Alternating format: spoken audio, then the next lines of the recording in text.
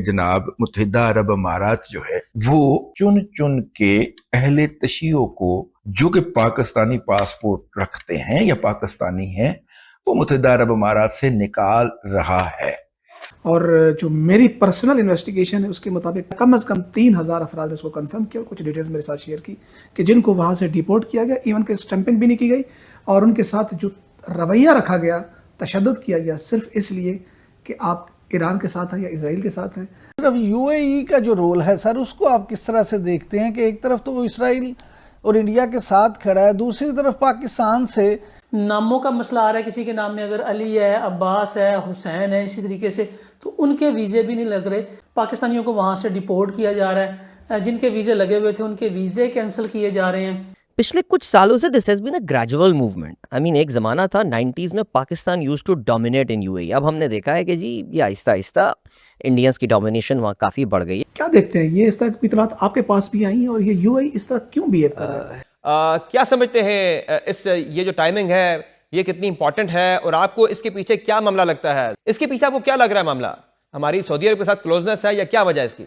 तो दोस्तों, यह तो जग जाहिर है कि पाकिस्तानियों से बड़ा प्रोपेगेंडा करने वाला आपको दुनिया में कहीं कोई और देश या कम्युनिटी नहीं मिलेगा। उसका सीधा एग्जाम्पल यहाँ इसी वीडियो में, जहाँ पर ये पाकिस्तानी इस बात को लेकर रो रहे हैं कि पाकिस्तानियों को यूएई से निकाला जा रहा है, जो कि बात सच है। लेकिन इसमें एक सच और भी है कि यूएई उन पाकिस्तानियों को डिपोर्ट कर रहा है जो कि यूएई में रहते हुए, वहाँ खाते कमाते हुए भी यूएई के इंटरेस्ट के खिलाफ काम कर रहे थे, जो कि आप इस वीडियो के लास्ट में देखें कि ये खुद पाकिस्तानी इस बात को मान रहा है। लेकिन लगभग सभी पाकिस्तानी यूएई के खिलाफ प्रोपेगेंडा करने में लगे हुए हैं कि इजराइल के कारण यूएई इन पाकिस्तानियों को निकाल रहा है। सच्ची बात तो ये भी है कि अगर यूएई, जो कि एक मुस्लिम देश है, अगर मुस्लिम देश नहीं होता तो यही पाकिस्तानी सीधा सीधा यूएई के ऊपर यह प्रोपेगेंडा ठोक देना था कि यूएई तो मुसलमानों के ऊपर जुल्म कर रहा है, यूएई में मुसलमानों को मारा जा रहा है, भगाया जा रहा है।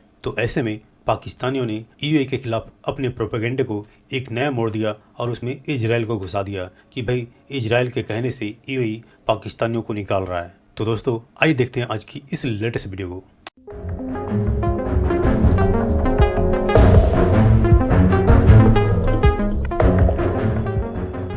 इस सारी खित्ते में जो जंग जारी है, अब उसके ख़त्म करने के लिए भी कोशिश की जा रही है। पाकिस्तान बड़ा कलीदी किरदार अदा कर रहा है, लेकिन इस खित्ते में एक मुल्क ऐसा है कि जिसका एक नहीं दो मुल्क है, लेकिन मैं एक मुल्क की बात करूंगा और वो यूएई है। यूएई का किरदार जो है बड़ा बहुत ही भयानक और बिलखसूस पाकिस्तान के उन अफराद के लिए तो बहुत ही गलत साबित हुआ है कि जिनके नाम के साथ हसन था, हुसैन था, अली था, अब्बास था।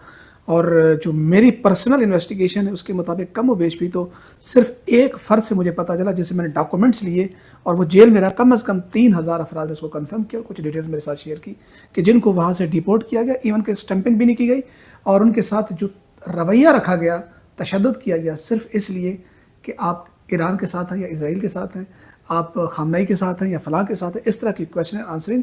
और सिर्फ इस बुनियाद पर उनको उठाया गया कि वो जुम्मा नमाज़ पढ़ने चाहते हैं, उनकी आईडी जो डिटेक्ट की गई।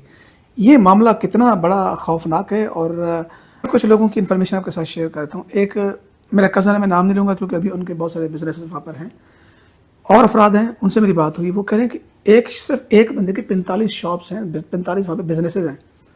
वो यहाँ पर है, बस उसको इस बुनियाद पर नहीं है कि उसका नाम, या उसने कहा वापस आने की ज़रूरत नहीं है। भाई आपने उसको बाकायदा किसी माहदे के तहत पिछले 3 दहाइयाँ उसने आपके मुल्क में खिदमत की है, अपने मतलब सब कुछ जो है वो वहाँ पर इन्वेस्टमेंट किया, सरमायाकारी की, उसको आपने यक कलम जुम्बिश जो है उसको फारिग कर दिए, उसका कोई हिसाब किताब नहीं है। हज़ारों अफराद को आपने निकाल दिया, डॉक्टर्स हैं, इंजीनियर्स हैं, सिर्फ इसलिए कि उनका नाम है। आप इसलिए कि उसने जनाब फलां ड्रोन की फुटेज जो है उसके ऊपर लाइक कर दिया या कमेंट कर दिया, उसकी बुनियाद पर क्या देखते हैं? ये इस तरह की इतलात आपके पास भी आई हैं और ये यूएई इस तरह क्यों बिहेव कर रहा है? जी शुक्रिया नादिर। आप देखिए, इस जंग जब शुरू हुई तो इंडिया इसराइल की विजिट पे गया। फिर आप देखेंगे कि इस रीजन के अंदर इसराइल का सबसे बड़ा पार्टनर जैसे गल्फ कोऑपरेशन काउंसिल के अंदर है, तो वो कौन है? वो यूएई है। जंग के खात्मे या सीज़ फायर के बाद जो सबसे पहले रिजम्पशन ऑफ फ्लाइट्स हुए वो कहाँ का हुआ है? वो बेन गुरियान और यूएई का हुआ है। तो इसका मतलब ये है कि ये बड़े स्ट्रेटेजिक अलाइंस इनके हैं। फिर एक हम टर्म यूज़ करते हैं U2 और I2। U2 और I2 बुनियादी तौर पे एक नेक्सस है। U2 में यूनाइटेड स्टेट ऑफ अमेरिका और UAE है, اور I-2 کے اندر انڈیا اور اسرائیل ہے. پھر پاکستان میں ہمارے پاس ڈیٹا ہے کہ جو پاکستان میں علیحدگی پسند مختلف گروہ ہیں، خواہ وہ مسلک کی بنیاد پہ ہے یا وہ مثلاً لسانیت کی بنیاد کے اوپر ہے، ان کی جو فیسلٹیشن اور ان کی جو فنڈنگ لاجسٹکس ہے وہ ساری کی ساری UAE کے ذریعے سے چینلائز ہوتی رہی ہیں. اور اس کے پیچھے انڈیا کو بھی چونکہ وہاں ایکسیس ملی ہوئی ہے اور اسرائیل کو بھی ایکسیس ملی ہوئی ہے، تو آپ اندازہ کر سکتے ہیں کہ وہ کتنا خطرناک یہ الائنس جو ہے وہاں پہ ڈیولپ ہوا ہے.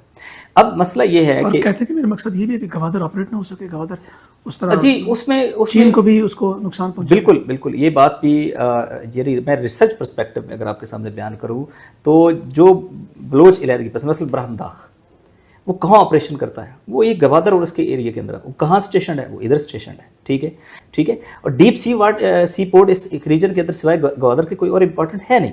تو وہ ایک ہوتا ہے کہ آپ اکنامک کمپٹیشن کریں کہ اچھی دکان کے مقابلے میں اچھی دکان ہو، مسابقت ہے، پازیٹیو مسابقت ہے، تو اس میں تو کوئی حرج نہیں، ہر کنٹری کو یہ حق ہے. لیکن اگر آپ کسی کو جو ہے وہ ڈی اسٹیبلائز کر کے یہ سمجھتے ہو کہ اس کی ڈی اسٹیبلائزیشن کے اندر آپ کا استحکام ہے، یہ نہیں ہوتا ہے. یہ حتماً آپ کو جو ہے نا وہ ہٹ بیک کرتا ہے. یہ ایک بات. دوسری بات یہ ہے کہ آپ نے یہ درست فرمایا.